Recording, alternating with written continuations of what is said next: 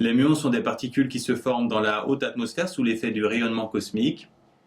Ils se déplacent à une vitesse proche de la lumière, mais du fait de leur faible durée de vie, ils parcourent une très courte distance, ce qui fait que normalement, ils ne devraient pas toucher le sol, ce qu'on va démontrer dans la première question. Ensuite, on va prendre en compte les effets de la relativité pour démontrer qu'en réalité, ils touchent le sol. Pour commencer, on vous demande la distance parcourue par un muon si on ne prend pas en compte les effets de la relativité.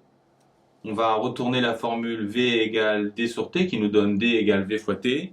La vitesse ici, c'est la vitesse d'un muon, donc 0,999 fois la vitesse de la lumière. Et le temps, c'est la durée de vie d'un muon, 2,2 microsecondes. On fait l'application numérique, on trouve 660 mètres, ce qui explique pourquoi les muons ne devraient pas atteindre le sol. Une question de cours ensuite. Rappelez la définition de la durée propre.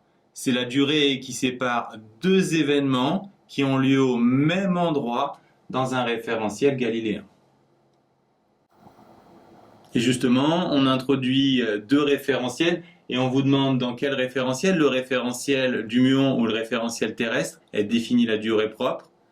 Les deux événements ici sont la naissance et la mort du muon. Ils se passent au même endroit dans le référentiel du muon. Enfin, on vous demande de préciser le nom de l'autre durée. L'autre durée s'appelle la durée mesurée. Dans ce genre d'exercice, on vous rappelle en général les formules de transformation de Lorentz.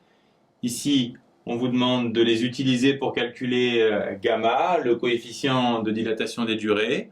Donc, pour copier la formule, V ici c'est 0,999 C.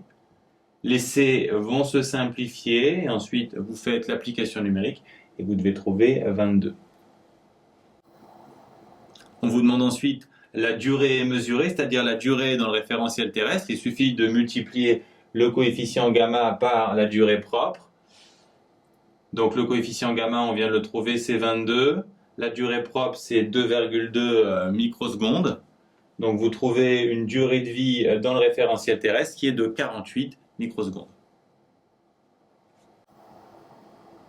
Avec cette durée dans le référentiel terrestre, on peut calculer la distance parcourue dans le référentiel terrestre. Il suffit d'appliquer V égale D sur T, avec V égale 0,999 C comme d'habitude, et le temps, ici, la durée mesurée.